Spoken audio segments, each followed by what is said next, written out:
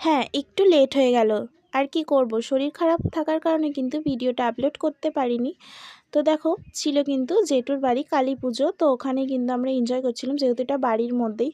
তো দেখো, সবাই কিন্তু বেরিয়ে পড়েছিলাম আমরা ঠাকুর আনার উদ্দেশ্যে। তো দেখো, প্রথমে কিন্তু আমরা সবাই যাচ্ছিলাম ঠাকুর আনতে। তো তারপরে দেখো, এখানে আমাদের মাকে কিন্তু একেবারে রেডি করে রেখে দিয়েছিল। আর এই ঠাকুরটা দেখে না আমি জাস্ট মুগ্ধ হয়ে গেছি। মানে তৈরি হলে আরও কত সুন্দর হবে তার নেই ঠিক। দেখো, কিন্তু মাকে গাড়িতেও তুলে দিল। মাকে কেমন লাগছে অবশ্যই জানাবে। মা কিন্তু এই রূপেই প্রতি বছর পূজিত হয়। তারপরে এদিকে কিন্তু নাচ গান স্টার্ট হয়ে গেছিল। তো দেখো,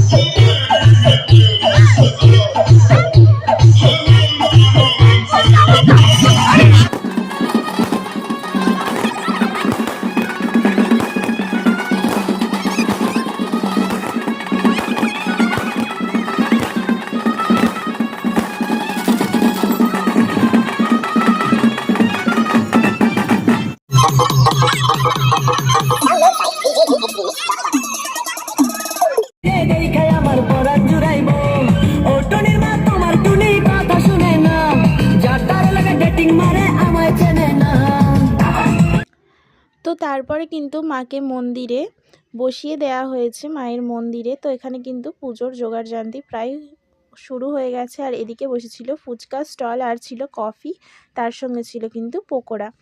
আর এই হচ্ছে একটা বাজে মেয়ে, আমার সঙ্গে সারাক্ষণ ঘুরলো ফিরলো সব করলো, লাস্ট কালে কিন্তু একা একা খেতে চলে গেল। তারপর লাস্টে এসে বলছে না, আইসক্রিম খা। কেমন রাগটা ধরে বলো তো? হ্যাঁ, বলতে কিন্তু আবার দেখো, মেয়ে মানুষের মুখটা খালি একবার দেখো, বলছে তুই খুব বাজে মেয়ে। এই নিয়ে নিয়ে হাসাহাসি হচ্ছিলো। আর এই হচ্ছে আমার পুচকে দেওয়ার, আমাকে কিন্তু 1 ঘন্টা পর্যন্ত জ্বালিয়েছে। ওর মা খেতে গিয়েছিল, তো তারপর আমরাও খেতে বসে পড়লাম।